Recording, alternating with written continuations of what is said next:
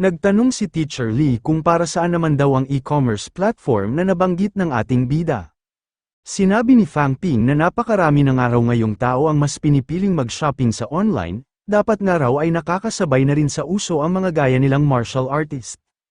Kinakailangan pa nga raw nila laging magpunta sa unibersidad para lang bumili ng mga gagamitin nilang resources, at ito nga raw ay medyo nakakaaksaya ng kanilang oras at nakakaabala sa kanilang pagsasanay. Tinanong ni Fang Ping kung susuportahan ba raw kaya siya ng kanilang unibersidad kapag nagtayo siya ng isang e-commerce platform na magde-deliver ng mga items na ibinibenta ng kanilang logistic department. Nagtaka si Teacher Lee kung paano naman daw isasagawa ng ating bida ang pagde-deliver na nabanggit nito. Sumagot si Fang Ping na sa katunayan nga raw niyan ay mayroon na siyang logistic delivery company na saktong-sakto sa bubuksan niyang e-commerce platform. Hindi nga raw maglalabas ang kanilang unibersidad ng kahit na anong sentimo dahil siya na nga raw ang bahala sa lahat. Sinabi ni Teacher Lee na naiintindihan na raw niya ngayon kung ano ang gustong gawin ng ating bida. Sinusubukan nga raw nito na magkaroon ng share sa mga resources ng kanilang unibersidad. Tinanong ni Teacher Lee kung iniisip ba raw ng ating bida na kuhanan sila ng pera at basta na lang nitong itakbo ang lahat ng mga makukuha nito. Nangatwiran si Fang Ping nang hinding-hindi niya nga raw ito gagawin lalo na't napakaraming Grandmaster sa Magic University na maaaring tumugis sa kanya. Sinabi ng ating bida na nagmula nga raw siya sa isang ordinaryong pamilya kaya sinusubukan niya lang daw kumita ng ilang pera sa pamamagitan ng paghahatid ng mga items na bibilhin ng mga estudyante. Nagkataon nga lang daw na umuusbong na ngayon ang e-commerce platforms at napakaganda nga raw na sumabay na rin sila habang maaga pa. Hindi man daw madali ang pagpapatakbo ng kanyang kumpanya pero gusto niya pa rin daw sumubok ng mga bagong mapagkakakitaan. Naisip ni Fang Ping na kapag natuloy nga raw ang kanyang plano ay lalagyan niya raw ng 100 yuan ang delivery fee ng kanyang e-commerce platform. Tiyak nga raw na hindi na panghihinayangan ng mga martial artist ang ganoong halaga ng pera lalo na't mayayaman naman ang mga ito. Sinabi ni Fang Ping na alam niya raw na nag-aalala si Teacher Lee sa milyon-milyong resources ng Magic University. Sa umpisa nga raw ay hanggang doon niya lang patatakbuhin sa kanilang unibersidad ang kanyang e-commerce platform para mabayaran niya ang anumang uri ng pagkalugi, may nakahanda na rin naman daw siyang plano para sa hinaharap ng kanyang plataporma. Sinabi ni Fang Ping na kapag nagbukas na nga raw ang e-commerce platform ay ang kanilang araw unibersidad ang bahalang maglaan ng halaga kung ilang academic points ang maaari nilang ilagay sa platform na siya naman nilang ipapahiram sa mga estudyante. Naging interesado si Teacher Lee kaya nagtanong ito sa ating bida kung paano naman daw ang pagpapatakbo nito. Pinaliwanag ni Fang Ping na ang ibang araw sa mga estudyante ng kanilang unibersidad ay nakukuntento na sa bilis ng kanilang paglakas dahil sa limitado din lamang ang mga hawak nilang academic points. Pero kung makakahiram nga raw ang mga ito ng academic points mula sa kanilang unibersidad ay masusubukan nga raw ng mga ito kung alin ang mas magandang gamitin na sandata at kung anong rank ng pills ang mas naaangkop para sa kanila. Binanggit ni Fang Ping na karamihan nga raw sa mga resources ng kanilang logistic department ay nanggagaling rin mismo sa mga estudyante na bumabalik mula sa catacombs. Sa pamamagitan nga raw ng kanilang pagpapautang ay mas lalo pang bibilis ang pagpapalakas ng mga estudyante kaya mas marami ring resources ang makukuha ng mga ito mula sa catacombs. Kapag nga raw tumaas na ang level ng mga ito ay mas mabilis rin ang mga itong mababayaran ang mga points na kanilang inutang. Kapag marami ng araw ang nakinabang sa itatayo niyang platform ay tiyak nga raw na marami na rin ang maeenganyong sumubok nito. Binanggit ni Fang Ping na isipin na nga lang daw nila ang mga tao na kumukuha ng pautang na bahay, hindi ba raw mas lalo ang mga itong nagsisipag dahil may kailangan ang mga itong bayaran. Naisip ni Teacher Lee na may punto nga raw ang lahat ng mga sinabi ng ating bida. Sila nga raw mga matatanda ay hindi mauunawaan kung paano tumakbo ang isang e-commerce platform. Mukhang hindi na rin daw masama kung hahayaan nila na ang mga nakakabata sa kanila ang magasikaso nito. Tinanong ni Teacher Lee kung ano naman daw ang benepisyo na makukuha doon ng ating bida. Sumagot si Fang Ping nang wala nga raw siyang benepisyo na matatanggap dahil gusto niya lang daw pagsilbihan ang mga tao. Pero binanggit niya rin kung maaari ba raw siyang magkaroon ng kaunting kita para sa gagawin niyang pamamahala sa itatayo niyang e-commerce platform.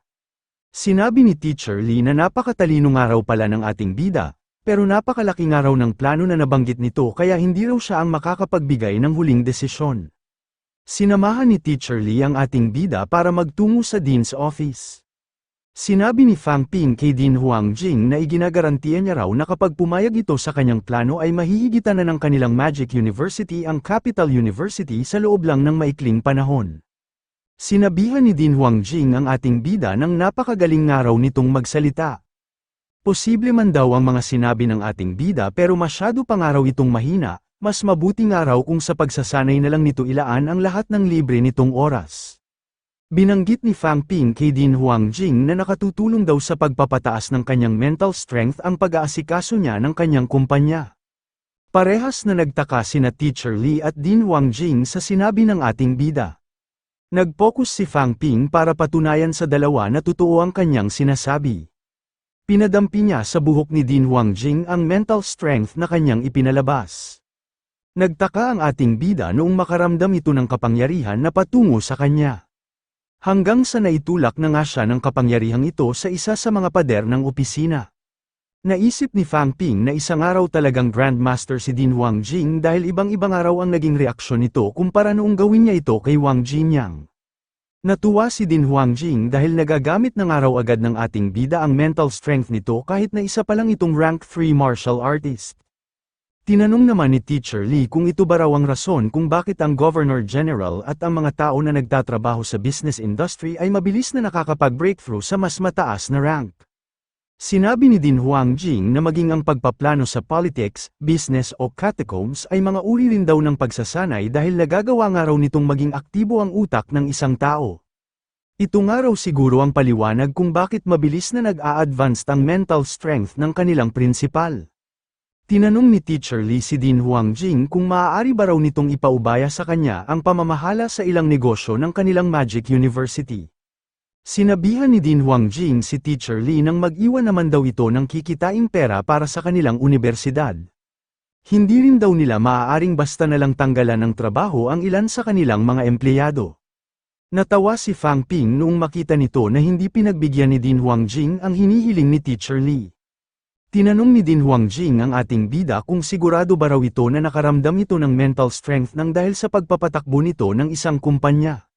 Sumagot si Fang Ping ng oo, pinaliwanag niya na sa pag-iisip niya nga raw ng mga solusyon sa dumarating na problema ng kanyang kumpanya ay doon niya raw unti-unting naramdaman ang kanyang mental strength. Naisip ni Fang Ping na maaari na nga raw siyang mag-imbento ng kwento dahil may mga rank 3 martial artist rin naman daw talaga na mayroong mental strength at napatunayan na rin daw niya ito sa ginawa niyang demonstrasyon. Pumayag na si Din Huangjing sa e-commerce platform na itatayo ng ating bida.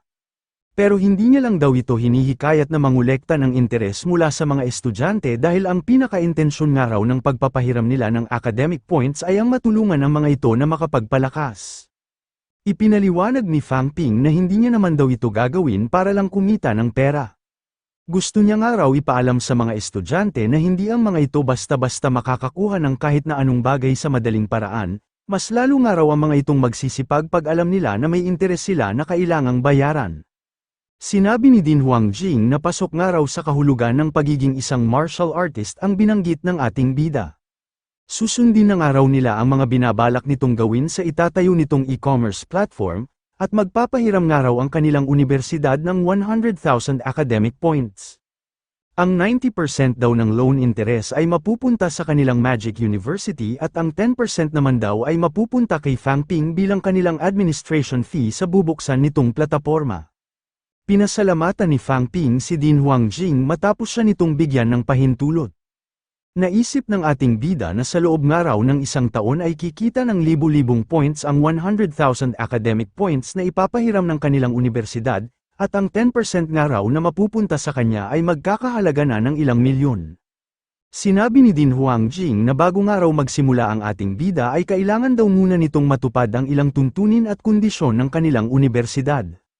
Ang unang araw ay kailangan nitong magkaroon ng isang makapangyarihang personalidad na magiging taga-garantiya nito na magbabayad ito ng mga mawawalang items. Ang pangalawa naman daw ay hindi nila papayagan ang mga taong tagalabas na maging parte ng Magic University Delivery Service. Habang nakikinig ay naisip ni Fang Ping na talagang napakahirap nga raw kumita ng pera. Pinasalamatan ni Fang Ping si Teacher Lee sa ginawa nitong pagsama sa kanya. Sinabi ni Teacher Lee na wag nga raw muna siya nitong pasalamatan, Kailangan na raw muna nitong mapapayag si Lufengro na maging isang guarantor para makapagsimula na ito. Tumugon si Fang Ping nang mukhang hindi naman daw siya magkakaproblema sa pagkumbinsi kay Advisor Lufengro. Ang problema niya nga raw ay hindi siya pinayagan na kumuha ng mga tao sa labas ng kanilang universidad kaya tanging ang mga estudyante nga lang daw ang maaari niyang kuhanin para mag-deliver ng mga items. Napakamahal pa naman daw kumuha ng isang martial arts student para gawing empleyado. Tinanong ni Teacher Lee kung bangag ba raw ang ating bida, binabawi na nga raw niya ang sinabi niya na matalino ito. Nagtanong si Fang Ping kay Teacher Lee kung may naiisip ba raw itong solusyon. Sumagot si Teacher Lee na maaari raw gumawa ang ating bida ng isang club o samahan, na magsasagawa ng mga kailangang gawin ng bubuksan nitong e-commerce platform. Sasabihin nga raw nito sa mga estudyante na bibigyan niya ang mga ito ng oportunidad na mapalapit sa mga rank 4 at rank 5 seniors at maging sa mga rank 6 teaching advisors. Sinabi ni Teacher Lee na marami na nga raw malalakas na tao sa kanilang Magic University pero napakarami pa rin daw nilang freshmen na hindi pa nagiging isang ganap na martial artist. Hindi na nga raw ng mga ito iisipin ang sahod sa paghahatid ng mga items dahil sa kagustuhan ng mga ito na makahanap ng mga seniors at high-rank teaching advisors na maaaring magturo at tumulong sa kanila. Malaking bagay rin daw na ang ating bida ang pinakamalakas sa lahat ng freshmen kaya mag-uunahan ang mga ito sa pagpasok sa itatayo nitong samahan. Naisip ni Fang Ping na napakatusaw raw pala ng matandang ito, iniisip pa nga raw niya ang babayaran niyang pasweldo pero binigyan nga raw siya nito ng solusyon na hindi na niya kailangang magbayad. Tinanong ni Fang Ping si Teacher Lee kung maaari niya ba raw talagang gawin ang ganoong pamamaraan. Sumagot si Teacher Lee na sa ganoong paraan nga raw ay matutulungan din ng ating bida ang mga estudyante na napag-iiwanan na ng iba, pero dito pa rin daw nakadepende kung susundin nito ang ibinigay niyang suhestyon. Naisip ni Fang Ping na dahil siya nga raw ang pinakamalakas na freshman sa kanilang lahat ay mukhang nararapat nga lang daw na gumawa siya ng isang magandang cultivation environment para sa mga kasabayan niyang estudyante. Dumating na ang bus na sinasakyan ng mga martial arts student na nakasama ng ating bida sa pakikipaglaban sa mga miyembro ng kulto. Lulan din ng sasakyang ito ang teaching advisor na si Tang Feng. Napansin ni Advisor Tang Feng na naroon ang ating bida, agad niya itong tinawag para lumapit sa kanya. Napaisip si Fang Ping kung ano na naman daw kayang sermon ang kanyang maririnig. Tinanong ni Advisor Tang Feng ang ating bida kung bakit daw umalis agad ito ng napakaaga. Wala nga raw itong disiplina kumpara sa mga nakasama nitong estudyante. Sinabihan din ni Tang Feng ang ating bida nang wag na raw nitong guluhin at abalahin lagi si Teacher Lee. Narinig nga raw niya na lagi itong tumatawad sa tuwing pumupunta ito sa kanilang logistics department. Paano na nga lang daw kapag ginaya na rin ito ng ibang mga estudyante, ano na nga lang daw ang gagawin ni Teacher Lee kapag nangyari yun? Nangatwiran si Fang Ping nang nakakakuha nga raw siya ng mas mababang presyo dahil maramihan naman daw ang kanyang binibili.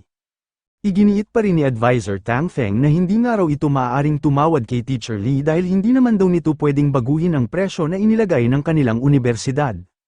Binanggit ni Tang Feng na sa katunayan nga raw niyan ay sariling pera ni Teacher Lee ang ipinapangbayad nito sa nalugi kapag nagbababa ito ng presyo at kapag nagbibigay ito ng discount. Sinabi ni Advisor Tang Feng na siguro naman daw ay naiintindihan na siya ng ating bida kung bakit niya ito pinagsasabihan. Tinawag na ni Tang Feng ang atensyon ng lahat dahil magtitipon pa raw sila sa loob ng Practical Combat Training Building. Natigilan si Fang Ping habang iniisip ang mga narinig niya mula kay Advisor Tang Feng. Tiningnan niya ang kanyang telepono noong makatanggap siya ng mensahe. Sumenyas si Chen Yangxi na naipadala na raw niya ang bayad sa mga binili niyang rank 3 vitality pills. Agad namang nagpasalamat ang ating bida sa 5 milyon na kanyang natanggap. Ipinaalam ni Advisor Tang Feng na nakakuha raw ng 130 points si Zhao Lei, 85 points si Wu Chen, 120 points si Fu Chanding, tig 105 points si Yang Xiaoman at Chen Yangxi at 800 points naman daw ang kay Fang Ping. Lahat nga raw ng mga ito ay may hawak na 100 points bago nagsimula ang misyon, kaya mahigit nga raw sa kalahati ang bumagsak sa mga ito. Nakakahiya nga raw ang ipinakita ng mga ito at wala raw ang mga itong karapatan na magbigay ng kahit na anong palusot bilang mga elite students ng kanilang Magic University. Marami man daw ang mga itong naging pagkakamali pero matagumpay pa rin naman daw ng mga itong natapos ang misyon na pag-ubos sa mga miyembro ng kulto. Sa pagkakataong itong araw ay ibibigay lamang ng kanilang universidad ang 25% ng mga nakuha ng mga itong points sa natapos na misyon at wala raw makukuhang reward ang mga estudyante na mas mababa pa sa 100 ang natirang assessment points. Nagreklamo si Fang Ping na hindi naman daw makatwira na lumiit ng ganoong kalaki ang mga points na kanilang matatanggap. Naisip ng ating bida na magiging 200 academic points na nga lang daw ang nakuha niyang 800 points, sasapat na nga lang daw ito sa halaga ng isang revival pill. Ipinaliwanag ni Advisor Tang Feng na nagbigay pa rin daw sila ng 25% reward kahit na hindi naman sila obligado dahil tungkulin na raw sadya ng bawat martial artist na lipunin ang mga miyembro ng kulto. Sinabi niya rin na wag nga raw ng mga itong lalagyan ng presyo ang lahat ng bagay. Nangatwiran si Fang Ping na hindi pa rin daw sila maaaring pabayaan ng kanilang universidad na mag-aksaya ng mga resources nang walang nakukuhang kapalit. Mga estudyante pa lang daw silang lahat at umaasa nga lang daw sila sa mga academic points na nakukuha nila sa mga misyon para mapabilis ang kanilang cultivation. Kapag sinunod nga raw nila ang ganoong sistema ng pagbibigay ng reward ay malaki nga raw ang magiging epekto nito sa mga estudyante na wala pa sa 100 ang natirang puntos. Hindi naman daw lahat sa kanila ay nagmula sa isang mayamang pamilya at may abilidad na makayanan ang pagkawala ng mga nagamit na resources. Sana nga raw ay intindihin din ng kanilang universidad ang kalagayan ng mga tulad nilang estudyante. Naisip ng mga bumagsak na estudyante na nagrereklamo nga raw ang ating bida nang dahil sa nag-aalala ito sa kanilang kapakanan. Nagtaka si Zhao Lei kung bakit bigla na lang siyang sinipa ni Fang Ping. Sumenyas si Fang Ping nang wag nga raw siyang basta tingnan ni Zhao Lei, ito na nga raw ang oras para ipaglaban nila ang kanilang karapatan bago pa sila tuluyang maghirap at maubusan. Nagreklamo na rin si Zhao Lei nang hindi nga raw sapat ang makukuha nilang points, binanggit niya na kakaunti rin lang daw ang napaghatian nilang bounties sa natapos nilang misyon. Nagpaabot na rin ng sariling hinaing ang ibang mga estudyante matapos nilang makita ang pagrereklamo ng dalawa sa pinakamalakas nilang kaklase. Sinabi ng isang estudyante na naghihirap na nga raw ang kanyang pamilya kaya hindi makakayanan ng kanyang mga magulang na ibili siya ng mga healing pills para gamutin ang mga tinamo niyang pinsala. Nag-alala na rin ang ibang mga estudyante na baka hindi na raw sila umabot sa catacombs kapag nagpatuloy ang ganoong patakaran. Sinabihan ni Advisor Tang Feng ang lahat ng mga estudyante na magsitahimik na raw ang mga ito. Wala na siyang nagawa kundi baguhin ang desisyon ng kanilang universidad matapos niyang marinig ang mga hinaing ng mga estudyante. Ipinaalam ni Advisor Tang Feng na lahat ng araw ng mga estudyante ay makakatanggap ng 50% reward sa natira ng mga itong assessment points. Natuwa ang lahat at agad na pinasalamatan ang kanilang teaching advisor sa pagbabago nito ng desisyon. Binanggit ni Tang Feng na ang mga estudyante raw na wala pa sa 100 ang natirang assessment points ay kinakailangan pa ring magsagawa ng 2 o 3 rank 2 mission sa loob lang ng 1 buwan. Hindi nga raw ang mga ito lalakas ng mabilis kapag hindi ang mga ito dumaan sa mga mahihirap na misyon. Tinanong ni Fang Ping si Advisor Tang Feng kung may petsa na ba raw kung kailan sila papasok ng catacombs. Sumagot si Advisor Tang Feng na sa Hunyo na raw ang mga ito papasok sa catacombs kaya gamitin na raw ng mga ito ang natitira nilang oras para mag-aral at magsagawa ng mga misyon.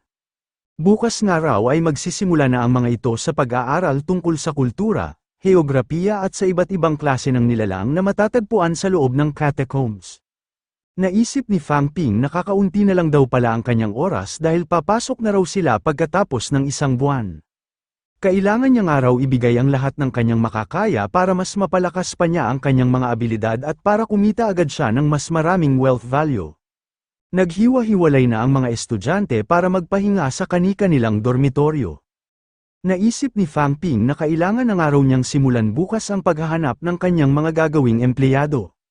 Tinawagan ng ating bida si Advisor Lu Fengro para itanong kung may libre ba raw itong oras bukas. Pinaliwanag niya na gusto niya lang daw itong makausap dahil kukunin niya nga raw itong taga-garantiya para sa bubuksan niyang e-commerce platform.